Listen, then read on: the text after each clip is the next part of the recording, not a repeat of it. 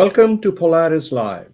This is your host, Sarwar Kashmeri, welcoming our viewers from around the world to this series of conversations on America and China and the world. This program is brought to you live in conjunction with the Foreign Policy Association in New York. By the way, your questions are welcome during the conversation. Comments have been enabled on the screen. We'll try to get to as many as we can given the time that is permitted in the program. My guest today is one of India's most accomplished diplomats, Ambassador Nirupama Rao. She served as India's Foreign Secretary and India's ambassador to both the United States and China. Ambassador Rao's new book, which we will also feature on the program today, is called The Fractured Himalaya: India, Tibet, and China, 1949 to 1962. It was published last month.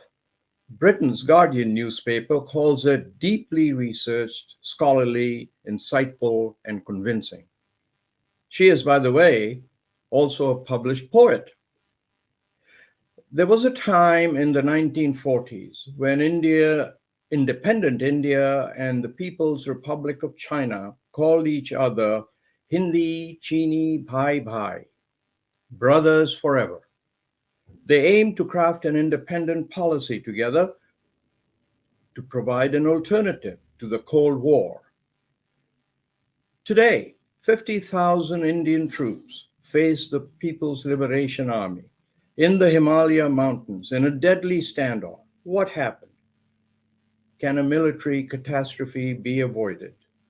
Please welcome from Bangalore, India, Ambassador Nirupama Rao.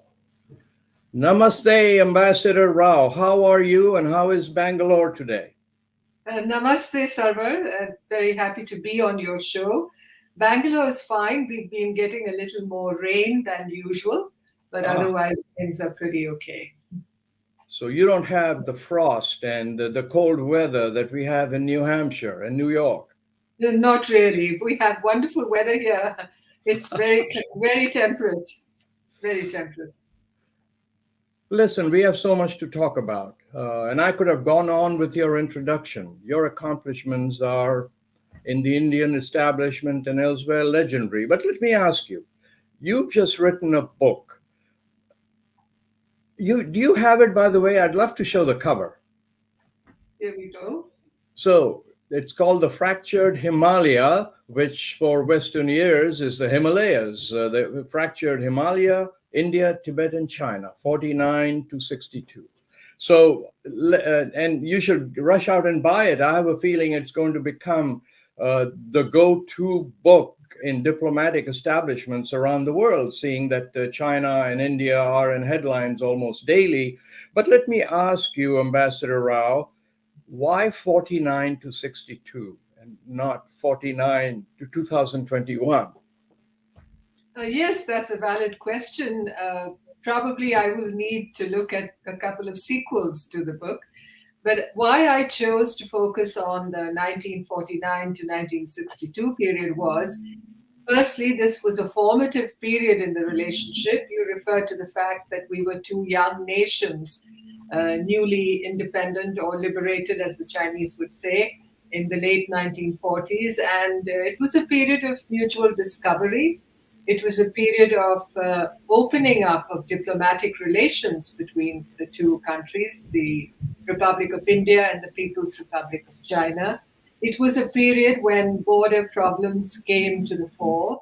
It was a period when the status of Tibet changed with the entry of the People's Liberation Army into that region, and India renegotiated its rights and privileges in Tibet.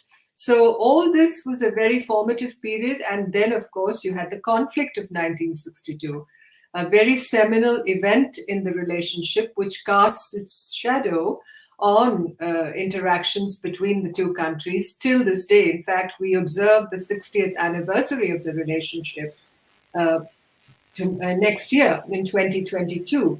So for all these reasons, I felt the writing of a history, a diplomatic history, by a practitioner like me. I'm not an academic historian, so my book is not an academic work.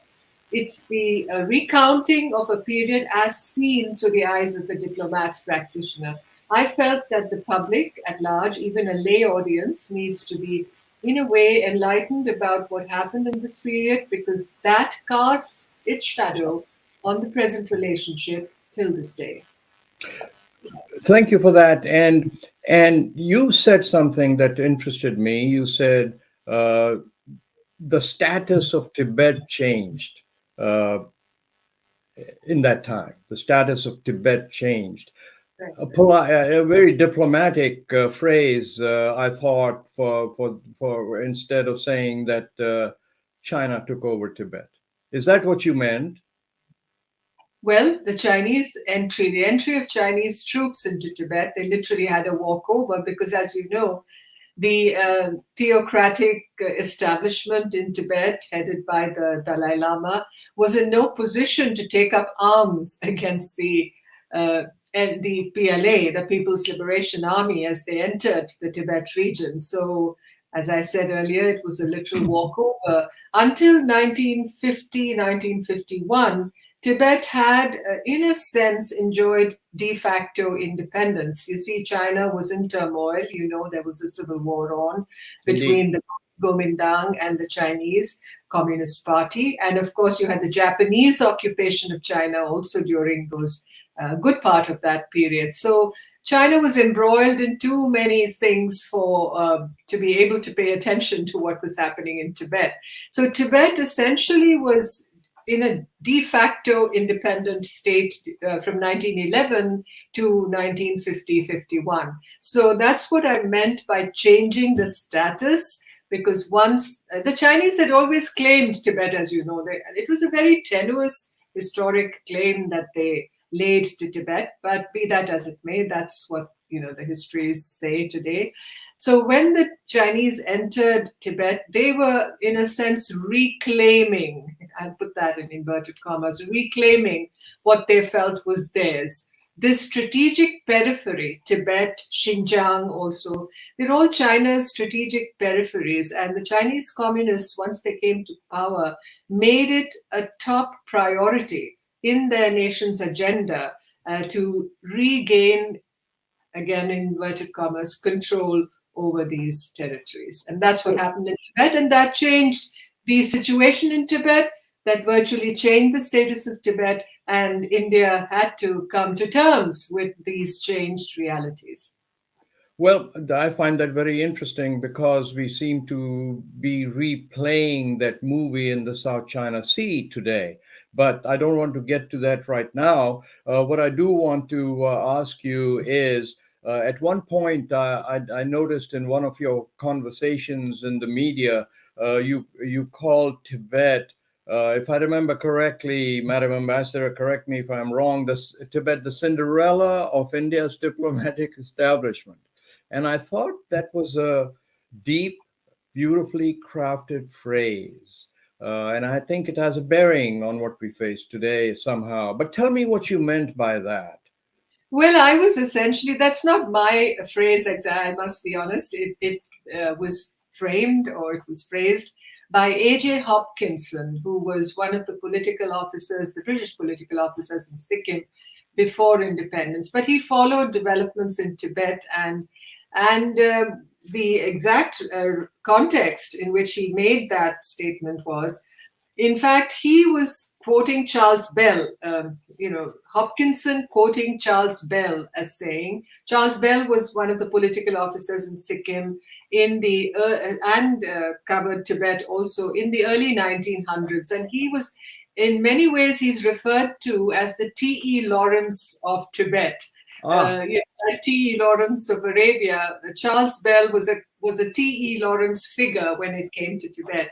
And he had a very close connection with the predecessor of the current Dalai Lama, the 13th Dalai Lama. We have the 14th now. So he and the 13th Dalai Lama were very close. And he had this sort of attachment to Tibet, and he wanted British India to recognize the geopolitical importance of Tibet and the need for Britain at that time, the Raj, to craft a much closer relationship with Tibet and the Tibetan people. And that led to a whole different narrative. I won't go into that. So he said, that the Foreign Office, even at that time, the Foreign and Political Department of the British Indian government, was very reluctant to really take a view that would really define a much closer relationship with Tibet. And that's why he said Tibet is seen as a Cinderella of the Foreign Office. It doesn't pay enough attention to it. It's relegated it to some corner, geopolitical corner. And that's the origin of the phrase. And I think that continued even after the Chinese entered Tibet. India gave up whatever connections, rights, and privileges it had in Tibet, which it had inherited from the British after independence, in exchange for what India felt was a healthy, good relationship with China. Things didn't turn out that way, as they often do. Indeed. Things don't turn out the way Yes. you plan. Yeah. And I can see why the Guardian called your books well researched, and I can see that you've spent a long time putting things together. And I think it's really important to understand and expand on what you've just said. So China historically had always claimed, as you've pointed out, that Tibet was part of its parts of its sphere, part of China, I guess, if I may say so. What do you think there was in Tibet that had them execute on this thinking? Was it the fact that Tibet, most people don't realize how huge Tibet is, and that it spans a number of longitudes across, and that some of the area's biggest and most fertile rivers arise in Tibet. Can you hazard a hypothesis of why this was so important to China? Was it as a buffer state to India, which it called brothers forever? Was it because strategically these rivers supply India, supply Pakistan, Yangtze going into China? Can you just talk about why that might be the historical reason why China said Tibet is ours? Well, firstly, I referred to the historical claim that China had on Tibet. That's one point to keep in mind. The second point is once the Chinese Communist regime came to power in Beijing, you recall Mao Zedong's very famous sentence that the Chinese people have stood up. They were going to do away with all the vestiges of what they saw as imperialism in the region. So they felt the British had kind of established a perch for themselves in Tibet. And, that imperialist perch had to be removed. So they had to, reclaim what they felt was their territory. Thirdly, for, Tibet, as it's well known, is rich in resources. You mentioned water, in precious metals, in forest resources in many parts of Tibet. And, China was intent on being present to its in all territories that extended up to its historic borders, so-called historic borders. So in many ways, this was as imperialist as any other definition of imperialist would be, because the Qing dynasty, the Manchus, which were the last ruling dynasty in China, had this claim, and dynasties before them too, into Tibet and in Xinjiang. And when the Chinese communists came to power, despite all their, protestations to not being imperialist, to not be, expansionist, they essentially followed the precepts laid down by preceding rulers of China. They came into these regions. Yeah. Fascinating, because this leads me, if you will allow, to segue to today. Okay. And the points you've made about China historically claiming Tibet are the same points that are being made by China now in the South China Sea. right? The point they're making is they've drawn, as you know, something called the nine dash line. And everything within the nine dash line, China claims has historically belonged to it. Well, it turns out that 90% of the South China Sea falls within this nine dashed line. So there is a historical claim, China says, that it owns pretty much the South China Sea, the resources within it, the space above it. So, isn't there an analogy to Tibet? Why is the West, and if I may say so, the West, but also Asian countries, protesting that, hey, China, you can't claim all of the South China Sea? Isn't there a parallel to Tibet? Well, Tibet notwithstanding, let me talk briefly about the land border disputes between India and China, which Okay. are essentially territorial disputes. So you talked about the nine dash line and everything falling within the circumference of that line being claimed by China. Similarly, if you look at the India-China border, which is one of the longest land borders in the world, and one of the longest standing territorial disputes that have carried over for decades from the last century at least. You see the extent of China's claims. China is claiming 90,000 square kilometers. I'm using kilometers because that's what we use in India. So 90,000 square kilometers of territory which China claims in India's Arunachal Pradesh, which is our northeastern state, as you know, which is right up there near the border with Burma.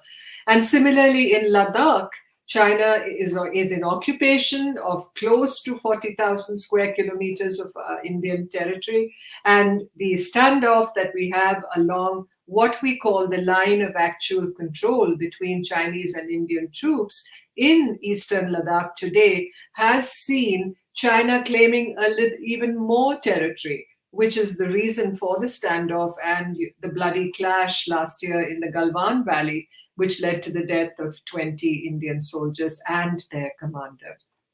So you see, this is the kind of land grab, if I may say, which China, a very muscular, assertive, I may say aggressive China today is indulging in, even on the continent, on the Eurasian continent, apart from, the maritime disputes in the South China Sea involving a lot of countries in the region and in the East China Sea with Japan. So this is the new face of China today. China is professing friendship with everybody and looking for an egalitarian global world order, but really speaking, the reality is quite different. So I'm going to probe a little more the Tibet India situation. So, Prime Minister Nehru, the founder of India, if I recall correctly, conceded China's claims to Tibet. And perhaps I'm phrasing this incorrectly, and please correct me if I'm wrong. But what was left undecided or not resolved is the boundary line. That's right. What was the line of control, as you say, right? But not the fact that China's claim. Sorry? It's a line of actual control, because a line of control is what we use with Pakistan. Okay. It's been actually delineated on a map. The line of actual control with China has not been delineated on a map. Thank you. So, do you think that it was a mistake then to concede Tibet without establishing a mutually agreed line of control? Yes, it's a reflection of a flawed policy decision by the establishment in Delhi at that time, because the opportunity was there when we negotiated, the return of all rights and privileges that we enjoyed in Tibet. We sort of gave them up. We decided that we would relinquish them because we didn't want to have anything to do with anything imperialist that we had inherited from the British.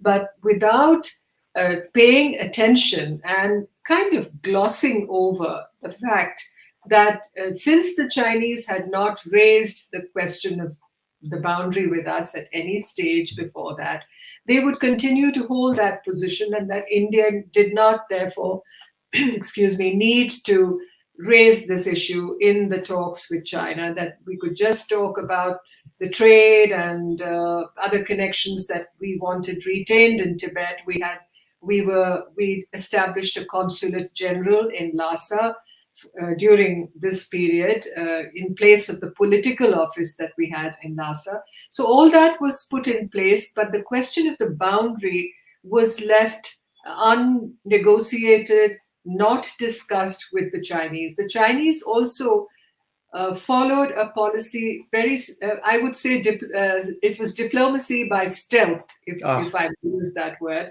They didn't raise the question of the border because they were not prepared at that time to raise it. So they waited for a few more years to bring it up with India once they'd constructed the highway across the Aksai Chin in Ladakh, connecting Xinjiang and Tibet, and woke up to that, and the rest is history. So yes, that's where I believe the oversight by India cost it dearly, because diplomacy cannot be transacted on the basis of unilateral assumptions that you make, that the other side has not raised this with me, so I don't have to raise it with them. Let's just, keep it aside. Let's pretend it never existed. If you close your eyes, it'll go away, as our mothers would tell us when we were kids. Yes. So that was the approach that we had taken. And subsequent to the signing of the Tibet Agreement, where we gave up these rights and privileges in 1954, Nehru, then the Prime Minister, Jawaharlal Nehru, took the decision to show the boundaries of India, the international boundaries of India, on our official Survey of India maps as completely fixed and determined.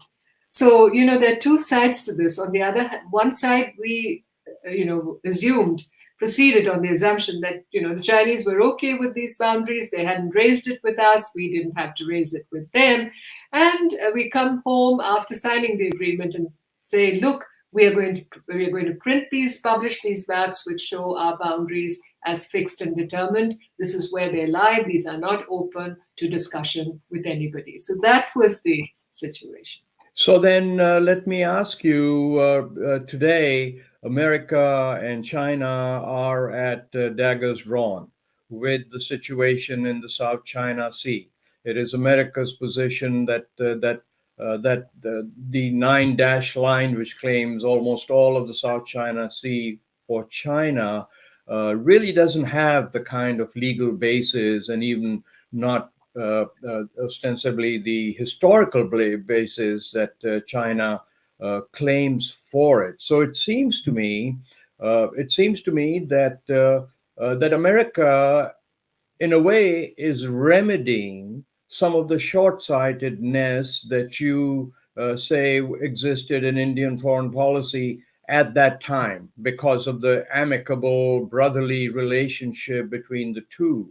And so then my conclusion is that America is following exactly the right strategy by challenging China's claim. Can you just segue and talk a little bit about that? I know I'm taking you into dangerous waters for an experienced diplomat, but I'd like to focus a little bit on American strategy in the Indo-Pacific. But let's start with that.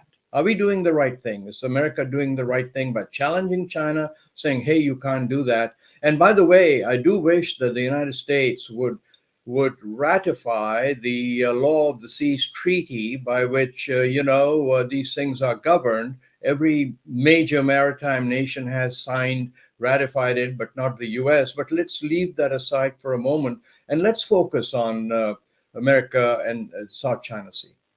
Yeah, well, America hasn't ratified the UNCLOS, as the UN Convention on the Law of the Sea is called, but it definitely operates on the basis of the standards set by UNCLOS. So even if America hasn't ratified it, they follow the standards when it comes to freedom of navigation, when it comes to observing the rules that are laid down under the law of the sea. So I think we must concede that much to the United States.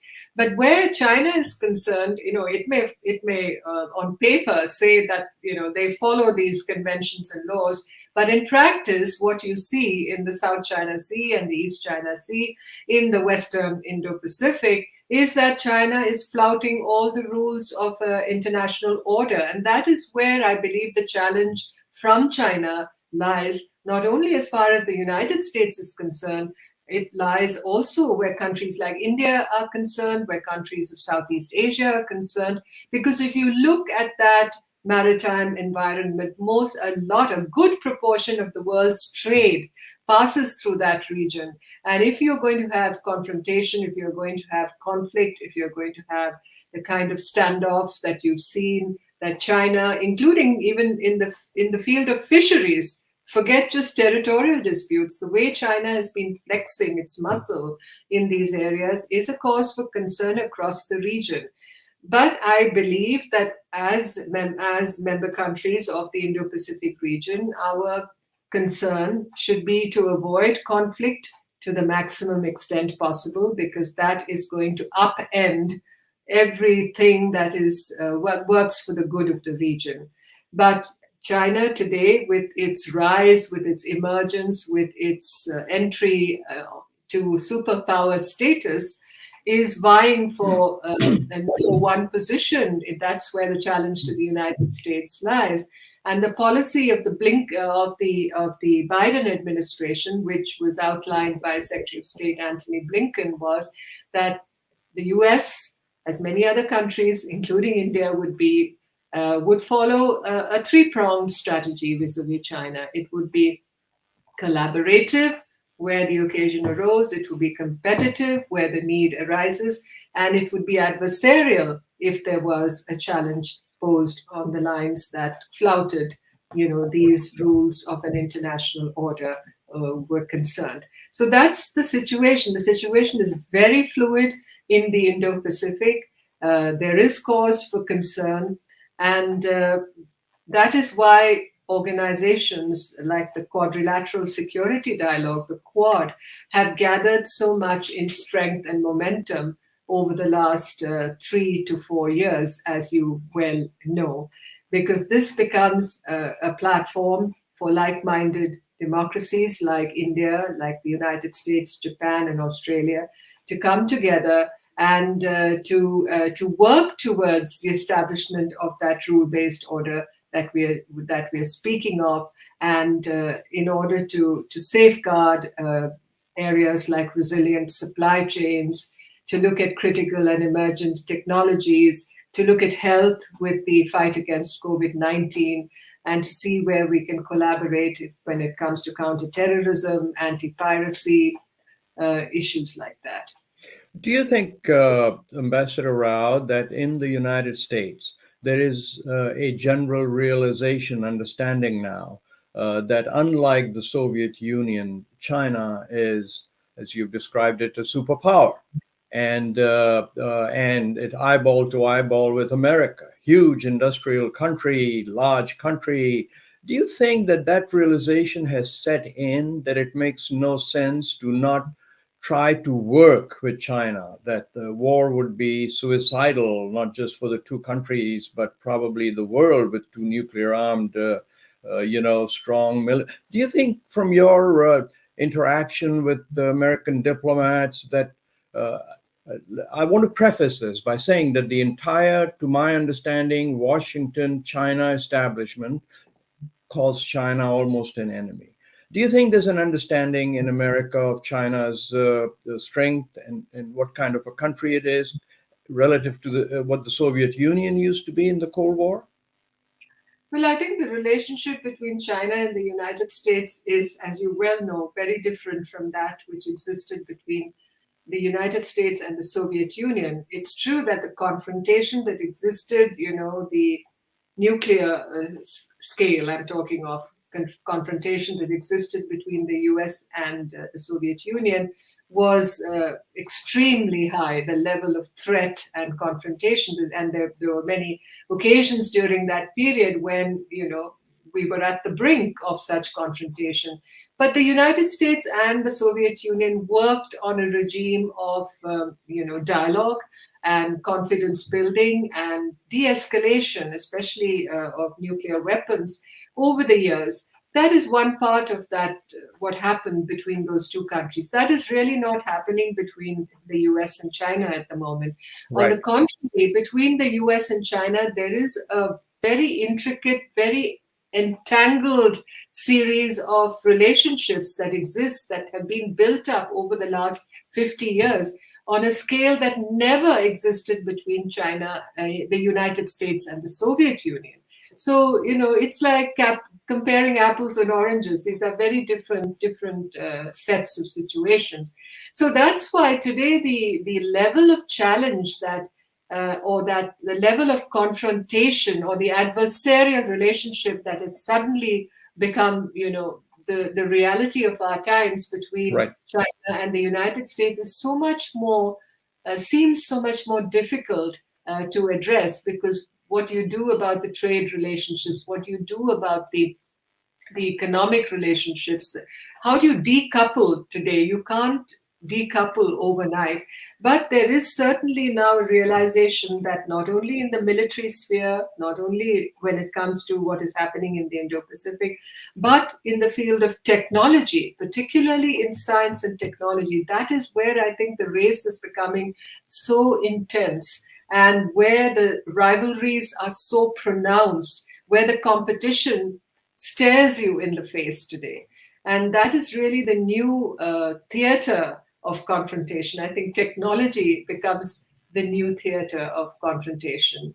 And Let all me the dimensions associated with it, whether it's cyber, whether it's digital, whether it's telecommunications, whether it's space, so many dimensions to it. let me you brought up the quadrilateral dialogue, right? America views this as one of its initiatives to build a wall to contain China's what America considers non-friendly intentions in the Indo-Pacific, right? Yeah. So there's Japan, Australia, the United States, and India. Uh, how do you describe it? Is this a military alliance? Is this a group of like-minded countries? I mean, India is increasingly holding naval exercises with the United States, Malabar, and others. How do you describe the Quad? Because India's traditionally been non-aligned. The Quad, America sees as an all-encompassing barrier to hold back China. How do you see the Quad? Or I should ask you how you and how does Indian establishment see the Quad?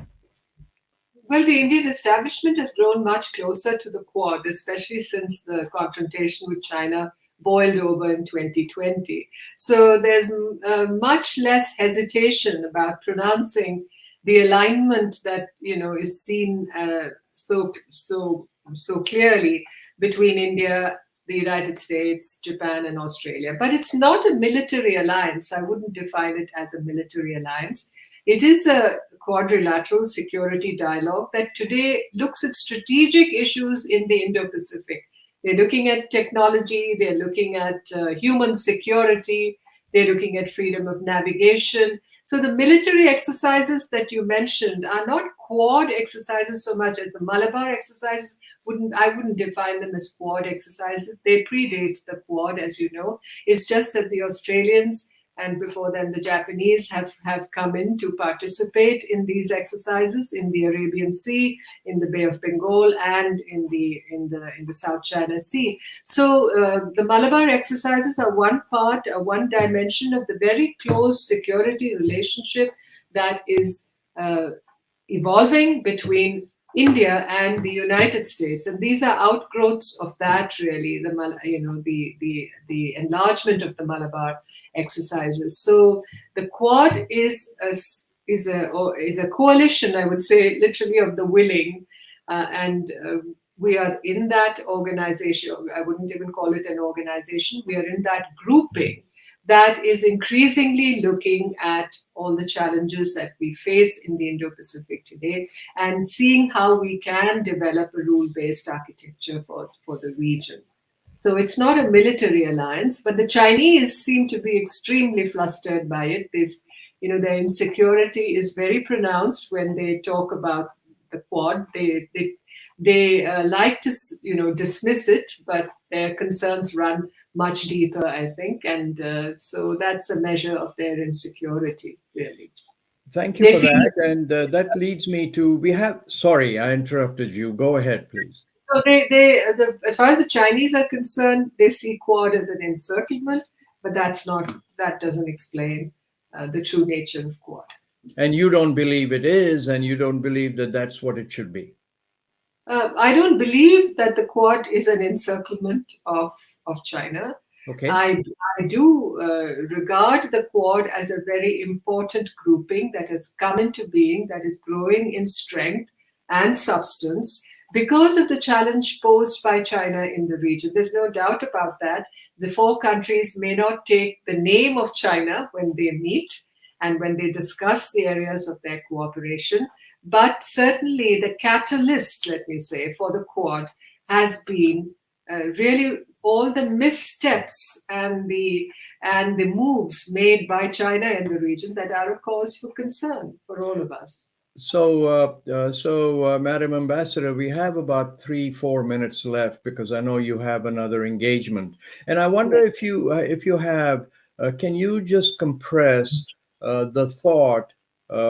I'd like to understand how China's mindset, diplomatic mindset, has changed from those heady days in the 40s to now. It appears it's very different in the way it treats other countries, or am I wrong about that?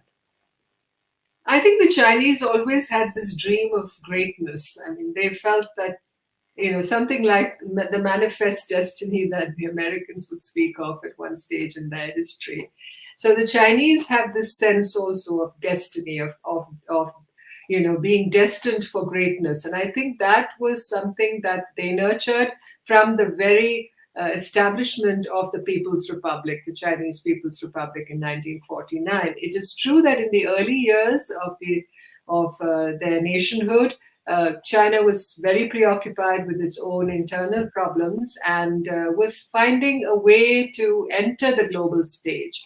It hadn't, the politics of the Cold War kept China in the shadows, literally, until 1972, as you know, when China entered the United Nations and after the Nixon visit to China and all that opening up to China. So when you think of the problems between China and the United States today, I'm very much reminded of the trajectory of India's own relationship with China, where we nurtured the country's entry into the global stage. Similarly, just as the Chinese Americans did, all that China has achieved today, the Americans have a lot to do with that achievement. They were the ones who opened the doors for China. They were the ones that enabled China, to access the technology it needed to develop the business, to grow its exports. So, it's very ironic that Americans and Chinese were brothers once, and today So let me. I can't let you go without putting you on the spot. So if you were talking in private with President Xi Jinping, right? What would you advise him to do today to ease the situation and to expand its greatness, which is inevitable, but chart a different path? In a minute or so, can you tell me? Because that's all the time he's giving you. Okay. I will tell President Xi, I will say, Your Excellency, be more Chinese, don't be un-Chinese, because the Chinese culture and civilization was always known for conciliation, for mediation, for compromise, and somehow China seems to have deviated from that course. Madam Secretary, Madam Ambassador, we have run out of time. And I want to thank you personally on behalf of our viewers of PolarisLive for such a inspiring and educational conversation. Thank you so much, Sarwar. Pleasure to be here.